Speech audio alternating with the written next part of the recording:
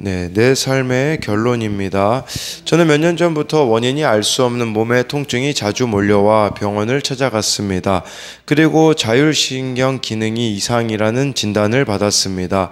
치료 비용이 생각보다 많이 들어 걱정하던 중에 한 업체로부터 소셜미디어 인플루엔서로 키워주겠다는 문자를 받았습니다. 업체명을 검색해보니 실제 하는 곳이었고 실제로 블로거들이 인플루엔서로 등극한 사례들을 확인할 수 있었습니다. 이제껏 블로그를 팔라는 연락을 다 차단하고 무시해 왔는데 당장 돈이 필요해지니 분별하기가 어려웠습니다. 가까운 지체들은 이 일을 공동체에 물어보라고 권했지만 저는 내가 기도하고 결정했으니 맞을 거야 라는 교만한 생각으로 공동체에 묻지 않고 다음 날부터 바로 그 업체와 일했습니다. 일은 생각보다 간단해서 업체에서 주는 원고를 제 블로그에 올리기만 하면 되었습니다. 저는 너무 쉽게 돈을 버는 것이 찜찜했지만 훗날 쌓일 돈을 생각하니 마음이 서툴었습니다. 그리고 다음 날부터는 입금되지도 않은 돈을 이 받은 것처럼 즐거워하며 무분별하게 돈을 썼습니다. 그러나 이상하게 3일째부터는 돈이 들어오지 않았고 급기야 업체와 연락조차 안 되었습니다. 블로그 포스팅 아르바이트 사기를 당한 것이었습니다. 예수님은 복음을 위해 이스라엘 집에 잃어버린 어린 양에게로 가라고 하셨지만 저는 사기당한 일이 억울해 그 업체를 고발하는 글을 작성해서 올렸습니다. 하지만 그 업체로부터 하루 만에 신고 처리를 당했습니다. 이에 화가 나 맞대응하고 싶었지만 돈에 얽매여 공동체에 묻지 않은 저의 죄가 보여 멈출 수 있었습니다. 이 일은 하나님보다 돈을 더 의지하는 나를 알기 위해 꼭 필요한 사건이었습니다. 거저받은 것을 거저주고 갈 때 하나님이 도울 자를 예비해 주신다는 말씀처럼 이제는 내 전대에 있는 금, 은, 동을 버리고 나의 거룩을 위해 수고한 이들의 평안을 빌며 복음 전하는 제자가 되기를 소망합니다. 적용하기입니다. 돈을 절약하고자 일주일에 3번만 커피를 사 마시겠습니다. 건강 문제나 교회 소그룹과 관련된 고민 등 작은 것이라도 공동체에 물어보겠습니다. 네, 그래서 가까운 지체들에게 이 일을 가까운 지체들이 공동체에 물어보라고 했지만 내가 기도하고 결정했으니 맞을 거야 라고 하고 결국은 이렇게 아르바이트 사기를 당했다라고 하잖아요. 그리고 또 맞대응하고 싶었지만 돈에 얽매여 공동체에 묻지 않은 자신의 죄가 보여 멈출 수 있었다라고 하는데요. 우리도 어떤 사건들 속에서 내 죄가 보이게 되면 멈출 수가 있는 겁니다. 그러나 이렇게 멈추지 않은 것들이 있다면 무언가에 우리는 또 이렇게 얽매여 있기 때문에 또 그렇다라고 또 이렇게 이것을 통하여서 알 수가 있는데요. 오늘은요, 이 마태복음 10장 5절부터 15절까지의 말씀인데요. 이 본문은 예수님의 두 번째 가르침이라고 볼 수 있어요. 마태복음 5장부터 7장이 첫 번째 가르침, 그리고 여기 10장 1절부터 11장 1절까지가 그 두 번째 가르침이라고 볼 수 있는데, 근데 중요한 것은 이 가르침은 마태복음 5, 6, 7장은 무리들에게 하셨잖아요. 근데 여기 이제 이 가르침은 제자들에게 특별히 하시는 사명과 관련된 가르침이라고 볼 수 있습니다. 먼저 5절, 6절 보면요. 예수께서 이 12를 내보내시며 명하여 이르시되 이방인의 길로도 가지 말고 사마리아인의 고을에도 들어가지 말고 6절에 오히려 이스라엘 집에 잃어버린 양에게로 가라라고 해서 이 말씀을 듣는 제자들에게는 유대인들에게 동족들에게 가라는 의미가 되겠죠. 근데요, 이 동족들이 과연 만만한 대상들입니까? 아니라는 사실이죠.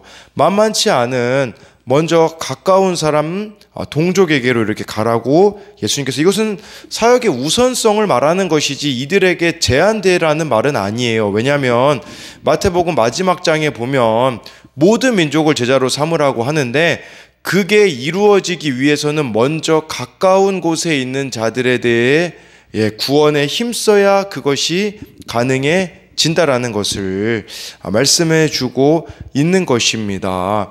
이 가정에서 복음을 전하는 것, 이게 어떻게 보면은 우리들에게는 더 어려운 일일 수가 있는 것이죠. 그러나 이것이 우선순위라고 이렇게 예수님께서는 말씀해 주시는 거예요.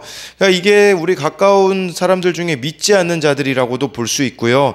또 큰 의미로는 그런 의미라고도 볼 수 있어요. 아예 하나님을 모르는 사람이 아니라 하나님을 알았었던 사람들, 또 교회에 다니면서 구원받지 못한 잃어버린 영혼들이라고도 볼 수가 있는 것이고, 또 우리로 말하자면 모태신앙들에게 가라는 의미가 될 수도 있습니다. 그래서 이렇게 가까운 곳부터 복음이 전파되어져야 한다라는 것을 말씀해 주고 있어요. 그렇게 잘 내가 죽어지고 있으면, 가정에서 잘 죽어지고 있고 하다 보면 그 지경은 하나님이 넓혀주시는 것이지, 우리들의 생각으로는 막 이렇게 멀리 있는 곳에도 물론 증거해야 되지만 또 우선순위에 대한 부분들을 이렇게 예수님께서 말씀하시는데요. 이 5절 6절에 대한 적용 질문으로는 오늘 내가 찾아가야 할 이스라엘의 잃어버린 양은 누구인가요? 교회에 잘 나오지 않는 누구에게 연락을 할까요? 모태신앙으로 신앙 연륜이 있고 직분을 가졌다고 당연히 구원받은 것으로 생각하나요? 이스라엘의 잃어버린 양이 되어 주님의 말씀을 떠나고 예배와 교회를 떠났습니까? 네, 우리 7절 8절 말씀 보면요, 가면서 전파하여 말하되 천국이 가까웠다 하고, 8절에 병든 자를 고치며 죽은 자를 살리며 나병 환자를 깨끗하게 하며 귀신을 쫓아내되 너희가 거저 받았으니 거저 주라 라고 말씀해 주고 있습니다. 가면서 전파하라는 것은 적극적으로 전하라는 거죠. 천국이 가까이 왔다라는 건 무슨 말이겠습니까? 정말 천국을 준비하는 자의 삶의 모습을 보여주고 증거하라는 것이에요. 그러니까 이것은 무슨 말이겠습니까? 천국이 가까웠다라는 것은 고난이 있어도 말씀으로 평안을 누리는 간증, 어떤 상황에서도 천국을 누리며 살아가는 이렇게 간증이 바로 천국이 가까웠다라고 증거하는 것이라고 할 수 있어요. 자존심 때문에 죽고 싶었다가도 교만을 회개하고 살아난 간증, 미워할 수밖에 없는 사람을 용서하고 마음이 시원해진 간증으로 우리는 천국이 있다라는 것을 보여줄 수가 있다라는 것이겠죠. 그러면서 이제 또 8절에 우리가 다가가야 되는 대상들이 있습니다. 병든 자, 또 죽은 자, 나병 환자, 귀신 들린 자들을 찾아가라고 하라고 하고 있는 거죠. 여러분, 8절과 같은 자들을 찾아가는 것이, 가까이 하는 것이 쉽겠습니까? 그러나 너희가 거저 받았으니 거저 주라는 말이 저는 그런 의미로 들리더라고요. 늘 주님의 은혜가 나에게 머물면 8절과 같은 사람들을 찾아가는 것은 어렵지가 않습니다. 은혜를 거저 받았기 때문에 우리는 그 은혜를 당연히 거저 흘려보낼 수밖에 없을 때에는 어렵지 않겠죠. 그러나 내 안에 은혜가 떨어져 버리면요, 8절 같은 자들을 찾아가는 것은 여러분들에게는 어려운 일이 될 수밖에 없다라는 거예요. 그러니까 늘 주님의 그 은혜 안에 우리가 거해야 한다라는 것을 말씀하는 것이라고 볼 수가 있는 것이겠죠. 그래서 이 7, 8절에 대한 적용으로는요, 내 음란에 병이 고쳐진 간증, 죽을 것 같은 집착에서 벗어난 간증, 무기력의 문둥병에서 깨끗하게 된 간증이 있습니까? 나를 드러내는 것이 싫어서 간증도 전도도 회피하나요? 여기서 나를 드러낸다라는 것은 어떻게 보면 나의 부끄러운 수치, 이런 것을 말하는 거겠죠. 아니면 적극적으로 내 시간과 물질과 수고를 들이며 복음을 전하나요? 이게 거저 받은 걸 또 거저 주는 거라고 할 수 있겠죠. 또 한 가지는요, 하나님께 거저 받은 모든 것을 생각할 때 거저 줄 수밖에 없는 인생인 것을 인정하나요? 9절 10절 말씀 보면요, 너희 전대에 금이나 은이나 동을 가지지 말고 여행을 위하여 배낭이나 두버롯이나 신이나 지팡이를 가지지 말라. 이는 일꾼이 자기의 먹을 것 받는 것이 마땅함이라 라고 말씀해 주고 있습니다. 이 전대에 우리로 말하자면 개인적인 가방이라고 할 수 있겠죠. 금, 은, 동 가지지 말래요. 왜 굳이 그냥 돈이라고만 하면 되잖아요. 근데 아마 이 마태가 또 세리 출신이다 보니까 돈에 대한 욕심이 얼마나 많았겠어요. 그러니까 금, 은, 동이라고 이렇게 표현함으로써 정말 우리들 가운데 돈에 대한 부분들을 이렇게 또 경고해 주고 있습니다. 그리고 10절에 보니까 뭐 두버롯, 배낭이나 두버롯, 신이나 지팡이도 가지지 말라고 하고 있습니다. 네. 여기서 이 지팡이라는 거는 마가복음에는 지팡이를 가지라고 했거든요. 근데 마태복음에는 지팡이를 가지지 말라고 하는데 그 마가복음에서 말하는 지팡이는 원래 가지고 있었던 지팡이를 뜻해요. 근데 여기 마태복음에서 가지지 말라는 지팡이는 찾아보니까요. 그런 의미가 있더라고요. 그 외부 공격용 지팡이를 가지지 말라. 네, 이렇게 그런 의미가 있어요. 무슨 말이냐면요. 전적인 하나님의 도움과 보호하심에 기대어서 살아가라는 의미예요. 그러니까 이 구절에 대한 물질에 대한 부분도 하나님의 도우심에 기대하며 살아가는 것이고 10절에 나와 있는 것도 마찬가지죠. 또 한 가지는요. 보상 심리를 가지고 전도나 주님의 일을 하지 말라는 거예요. 이스라엘의 잃어버린 양을 찾아가려면 돈의 훈련이 또 필수라고 볼 수 있어요. 대부분의 사람들이요, 돈 문제 때문에 하나님을 떠나기 때문에, 네, 이렇게, 우리들은 돈이나 그 세상 어떤 것에 매이는 것이 없어야 된다라는 것을 말씀해 주는 것이라고 할 수가 있는 거예요. 여러분, 우리가 가진 게 많은 사람은요, 짐도 많을 수밖에 없습니다. 이거 막 다 바리바리 싸들고 다니는데 잠이나 제대로 자겠나요? 예수님께서 지금 말씀하시는 것은 아무것도 가지지 않으면 정말 하나님께만 집중할 수 있기 때문에 우리들의 다른 불필요한 인생의 짐을 질 필요가 없기 때문에 그걸 말씀하고 계시는 거예요. 불필요한 인생의 짐을 지지 말라고 이렇게 예수님께서 하고 계시는 것이겠죠. 네, 그러면서 이 9절부터 10절에 대한 적용 질문으로는 내 전대는 어떤 것들로 채워져 있습니까? 하나님이 다 먹여주신다고 외치면서도 돈을 욕심내고 염려하는 마음이 있습니까? 어느 책에 보니까요, 리처드 포스터라는 분은 그런 이야기를 하시더라고요. 내가 무언가에 매여 있는지 안 매여 있는지를 확인하려면 내가 가장 귀하다고 여겨지는 것을 다른 사람에게 줘 보면 알 수 있다라는 말을 하더라고요. 우리도 모르게 각자가 다 매여 있는 부분들이 있거든요. 그것들을 예수님께서는 매여서는 안 된다라고 하시는 거겠죠. 11절부터 13절까지 보면요.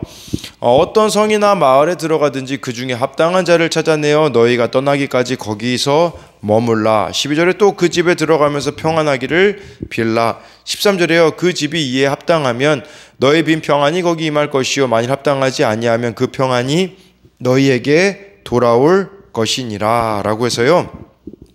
어느 마을이나 성에 가면요, 합당한 자를 찾아내서 그 사람 집에 머물라고 합니다. 이건 무슨 말이냐면 나를 잘 대접해 주는 집이라고 해서 그 집에 가지 말라는 뜻이에요. 그러니까 나를 제일 먼저 어떻게 보면 영접해 주는 사람에게 가라는 건데요. 그러니까 이것은 또 그런 의미도 있어요. 거저받은 걸 거저주고 갈 때 하나님은 도울 자도 예비하신다라는 의미가 있어요. 그래서 저는 이 말씀 보면서 떠올랐던 사람이 있는데 베드로입니다. 이 사도행전 9장 43절에요. 이런 말씀이 있어요. 베드로가 요빠에 여러 날 있어 시몬이라는 무두장이의 집에서 머무니라. 이거 저는 엄청난 일이라고 생각을 해요. 왜 그러냐면요. 무두장이는 그 가죽을 다룬 일이기 때문에 그 당시 사람들에게는 부정한 직업이었거든요. 그러니까 베드로가 요빠라는 지역에 갔는데 베드로가 얼마나 유명합니까? 충분히 잘 대해주는 사람 집에 갈 수도 있었어요. 그러나 베드로는 그 당시에 유대인으로는 부정하게 여겨지는 무두장이 시몬의 집에 갔다라는 것은 정말 이 마태복음 10장 11절부터 13절 말씀에 합당한 삶을 살았다라는 거예요. 나를 더 잘해준다고 그 사람 집에 가는 것이 아니었다라는 것을 보여주고 있는 것이겠죠. 네, 그러면서 이 11절부터 13절에 대해서도 우리가 적용할 수 있는 것은요, 이웃과 친지의 집을 방문할 때 구원에 관심을 가지고 가나요? 부모님 탓, 환경 탓 하면서 하나님이 나를 보내신 자리에서 벗어날 궁리만 하고 있지는 않습니까? 또 한 가지는요, 내 기분과 취향에 합당한 사람이 아니라 전도에 합당한 사람을 찾아가고 있습니까? 네, 마지막으로 14, 15절을 보면요, 누구든지 너희를 영접하지 아니하고 너희 말을 듣지 아니하거든 그 집이나 성에서 나가 너의 발에 먼지를 떨어 버리라.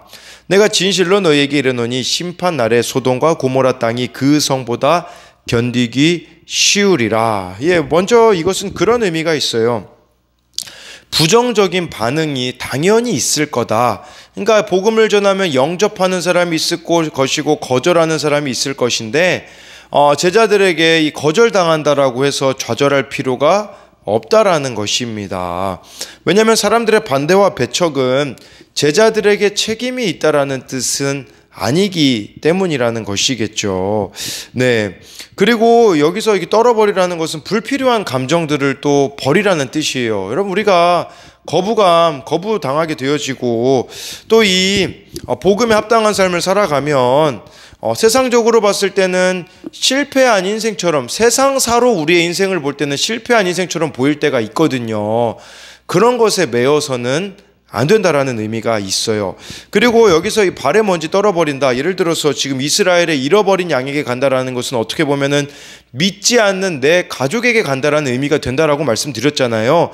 그렇다면 가족을 떠나라고 하는 의미이겠습니까? 아니에요. 이것은 안 믿는 가족들의 문화와 가치관에서 떠난다라는 적용을 하라는 뜻이에요.